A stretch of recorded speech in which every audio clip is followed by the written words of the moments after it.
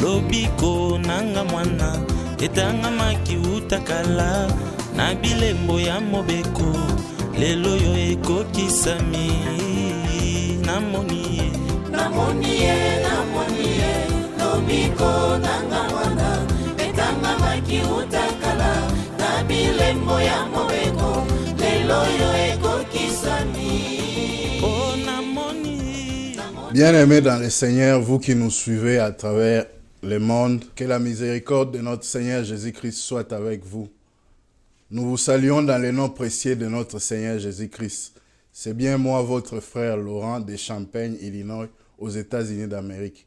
J'ai le plaisir de vous présenter pour la première fois et dans les jours à venir la diffusion régulière de votre émission Trône de Salomon. Nous ne sommes pas seuls sur ce plateau.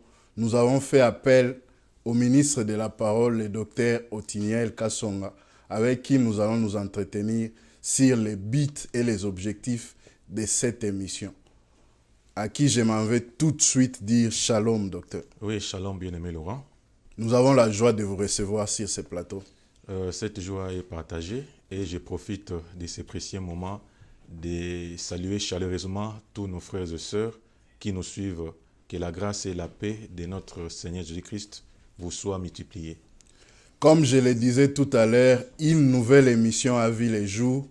Elle s'intitule Trône de Salomon. Les bien-aimés qui nous suivent veulent savoir quelles sont les raisons qui ont motivé l'Assemblée des Saints de Champaign à produire cette émission.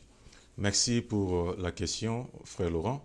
Vous devez savoir que cette émission Trône de Salomon est produite dans le but d'annoncer et de propager l'évangile de notre Seigneur Jésus-Christ, afin que ces dons de la parole que nous avons reçus de sa part soient à la portée de tous. D'après ce qui est écrit dans le livre de 1 Pierre chapitre 4, le verset 10, je cite, « Comme de bons dispensateurs des diverses grâces de Dieu, que chacun de vous mette au service des autres les dons qu'il a reçus. » Vous voyez ?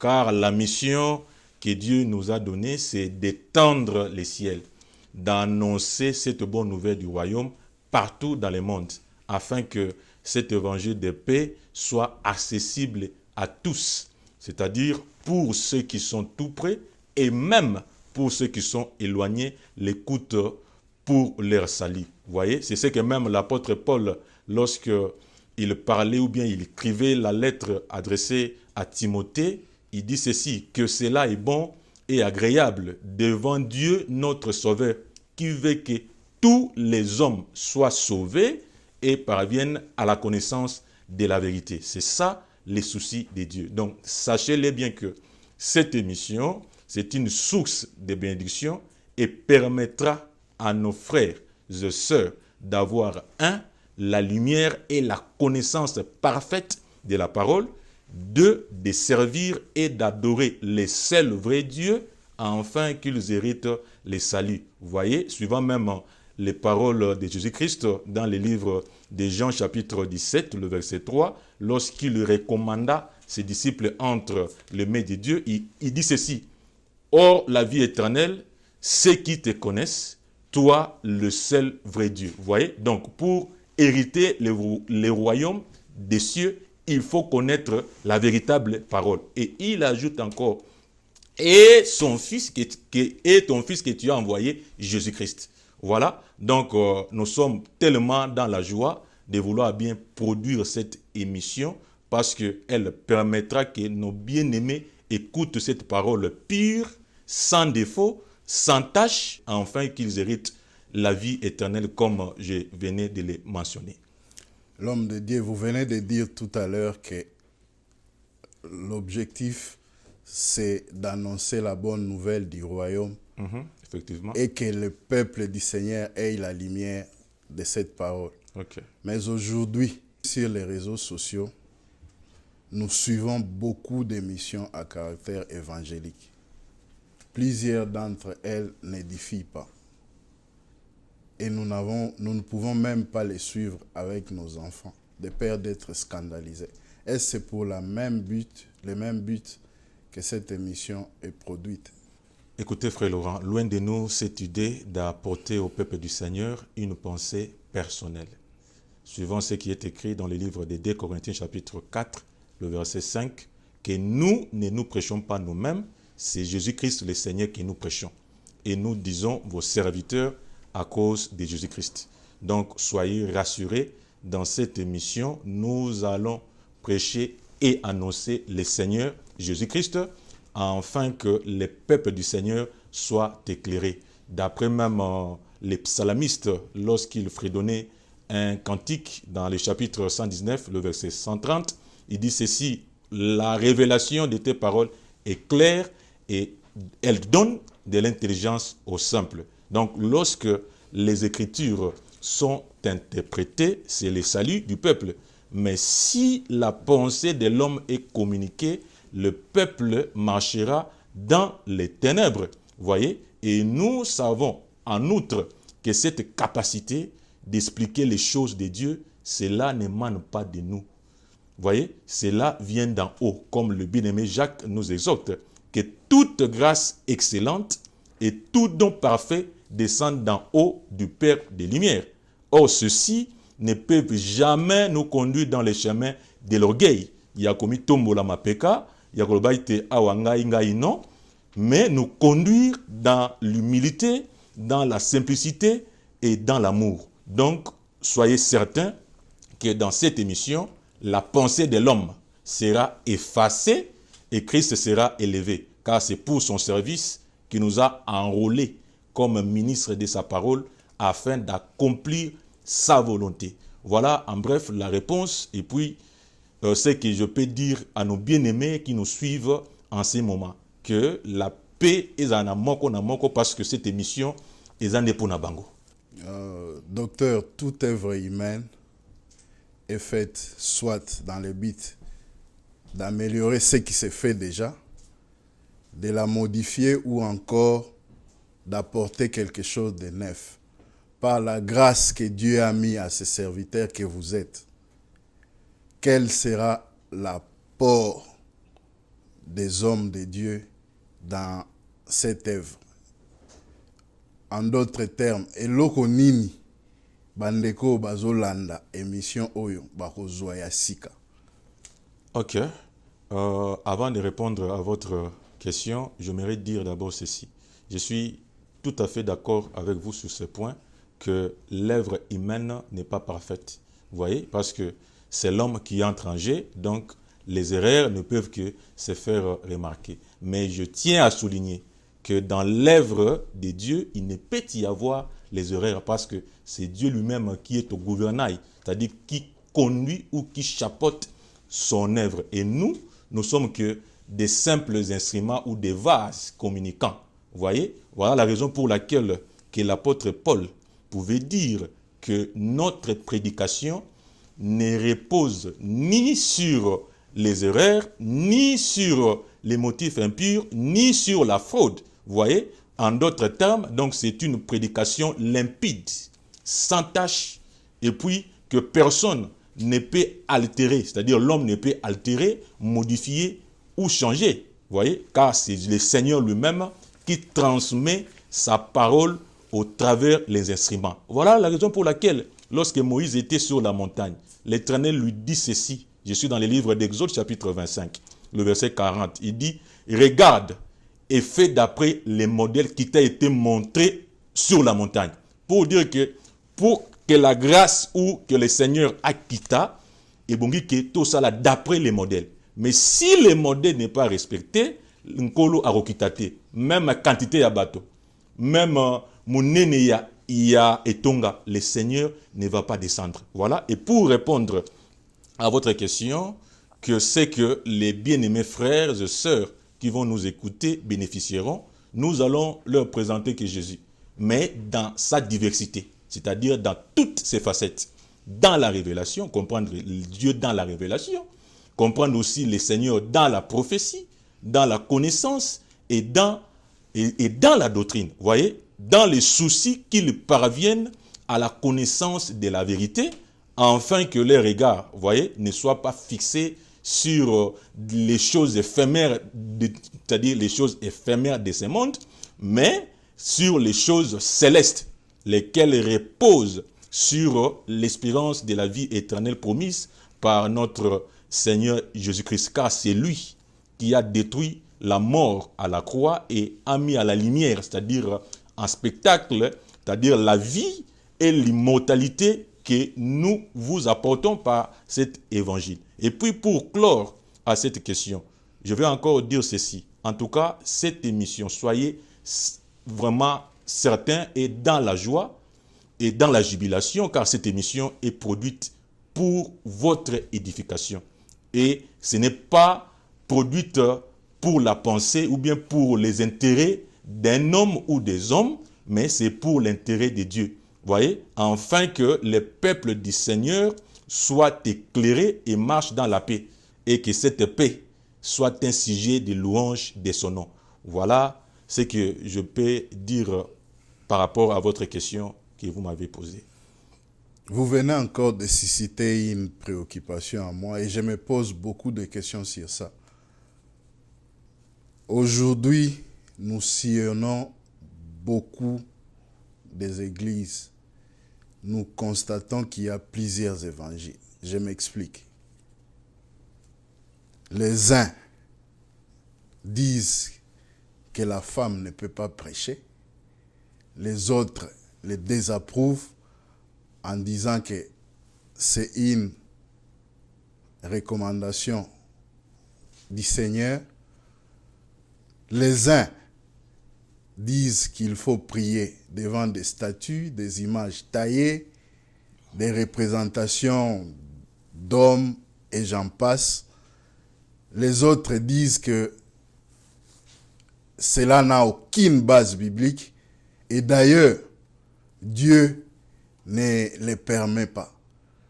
Donc, plusieurs interprétations. Qui alors a la vérité? Bon, voilà pourquoi, lorsque j'enseigne, j'exhorte toujours aux bien-aimés qu'on ne lit pas la Bible comme un journal. Vous voyez? C'est-à-dire, vous lisez et puis vous fermez, vous mettez de côté. Non. Parce qu'en elle, il y a une pensée de Dieu qui est cachée. Vous voyez? Voilà pourquoi il y a une écriture qui dit qu'aucune prophétie de l'écriture ne peut être un objet d'interprétation particulière. Et la Bible ajoute encore, car ce n'est pas par la volonté de l'homme qu'une prophétie a jamais été apportée, mais c'est poussé par le Saint-Esprit que les hommes ont parlé de sa part. Vous voyez? Donc si tu es poussé, mais si tu n'es pas poussé, et puis pour répondre à votre question, s'il y a plusieurs évangiles, par rapport à ce qui est écrit, nous avons qu'un seul évangile. En avez-vous la preuve? Bien sûr que oui, car la Bible s'interprète elle-même. Si vous pouvez lire les livres des Galates, chapitre 1er, même c'est-à-dire en commençant au verset 6 et jusqu'au verset 10. Je prends ma Bible rapidement. Ok.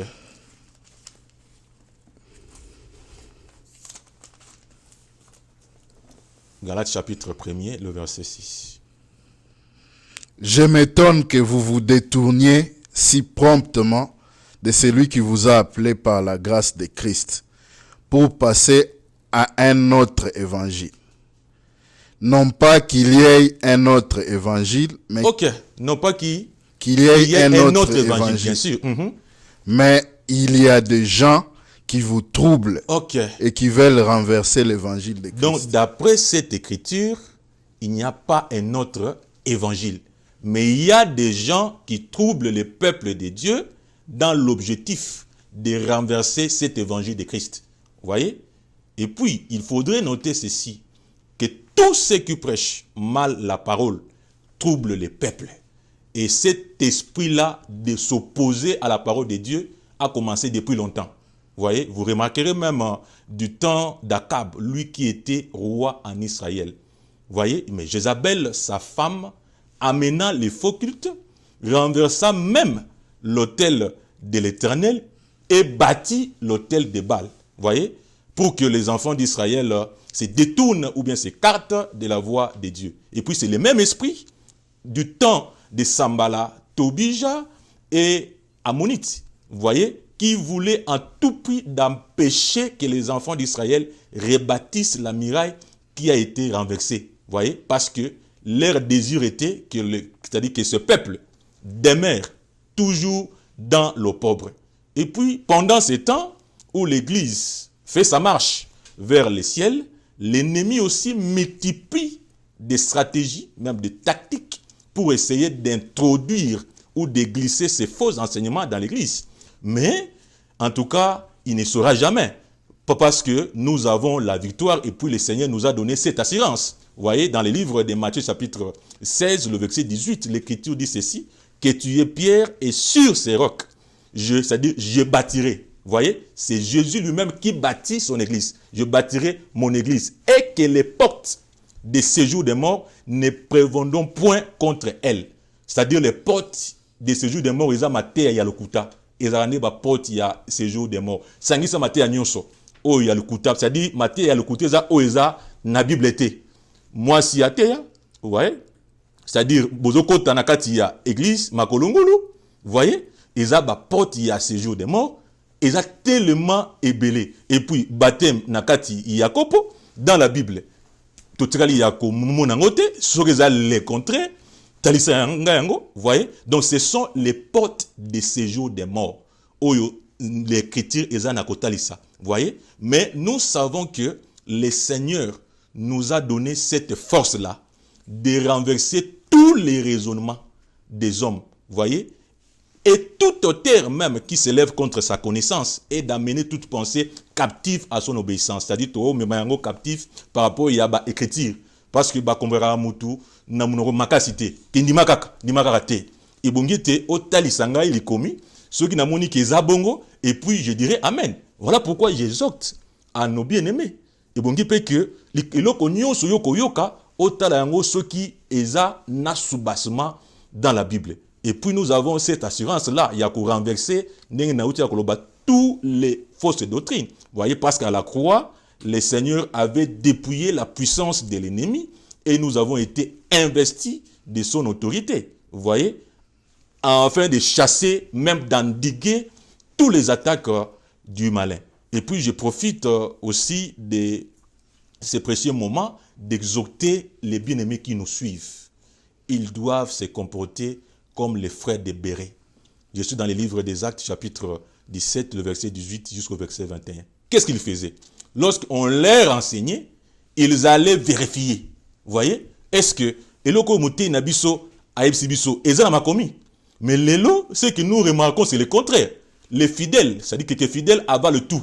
Même ce qui n'est pas écrit, ou bien ce qui n'est, c'est-à-dire ce qui n'est pas écrit dans les Écritures. Vous voyez? Et puis lorsque vous essayez, il y a comme la vérité, c'est-à-dire basée à côté Mélango. Je vous donne un exemple. On leur enseigne, par exemple, que la femme prêche. Mais lorsque vous leur présentez que cela n'a pas une base, non, c'était Paul. Et puis Paul avait la même nature que nous. Mais remarquez ce que Paul dit sur ces sujets. Lisons les livres de 1 Corinthiens chapitre 14. 1 Corinthiens chapitre 14. Okay. Le verset... Prends même le verset 27. Le verset 27. 1 Corinthiens chapitre 14, verset 27. Commence pour gagner le temps même au verset 37. 37. Si quelqu'un croit être prophète... Non, pardon, 34, pardon. Et puis nous allons prendre le verset 37. Que les femmes se taisent dans les assemblées, car il ne leur est pas permis d'y parler, mais qu'elles soient soumises selon que le dit aussi la loi. Ok, l'Écriture dit selon que le dit aussi la loi. Mais les gens ne voient pas cette écriture-là. Ils disent que non, là c'était Paul. Maintenant, vous pouvez lire le verset 37. Le verset 37. Si quelqu'un croit être prophète ou inspiré. Ok, vous voyez? Donc si quelqu'un croit être un prophète ou inspiré, que le Seigneur m'a dit que la femme peut prêcher. Continuez. Qu'il reconnaisse que ce que je vous écris est un commandement du Seigneur. Est un commandement du Seigneur. Vous voyez? Pour dire que cette pensée ne venait pas de Bol, mais venait de Dieu. Aujourd'hui, personne ne peut prétendre qu'il y a un Ranzambe, mais si, c'est-à-dire quoi, si elle ne respecte pas sa parole. Vous voyez, parce que c'est cette même parole-là qui nous sauvera.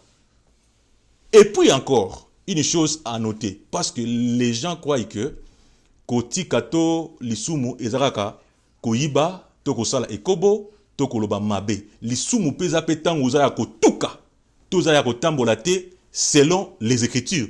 Ezape Lisumu. Voilà pourquoi il bonge que Tobeta c'était mingi sur ça. Je vois que la réalisation me fait signe, faute de temps, nous sommes obligés de clôturer ou de mettre un point-virgule à cette émission.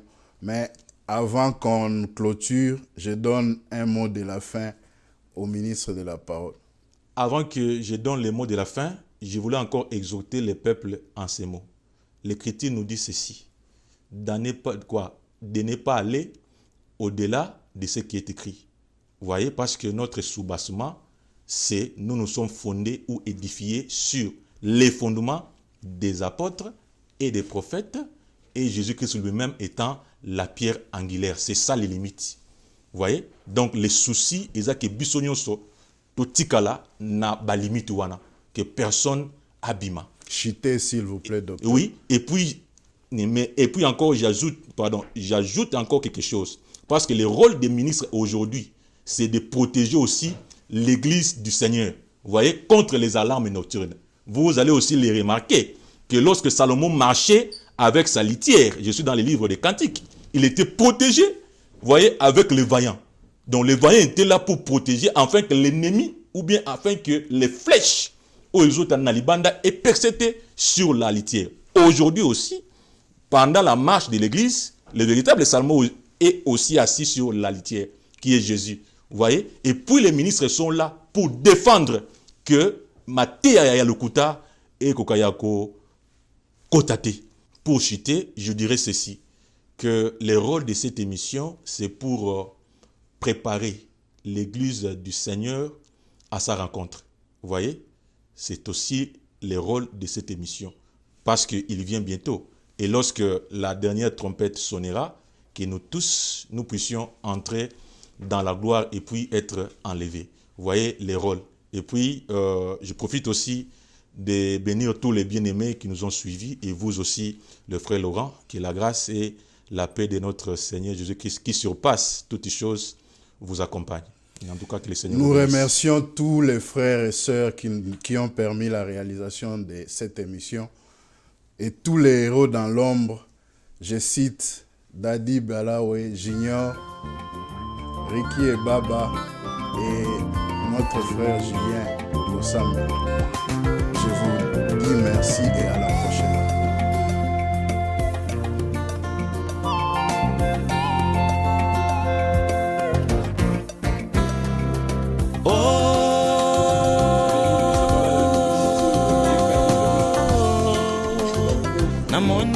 Namoni lobiko nanga mwana etanga makiuta kala na bilembo ya mobeko lelo yo ekokisami. Namoni lobiko nanga mwana etanga makiuta kala na bilembo ya mobeko lelo yo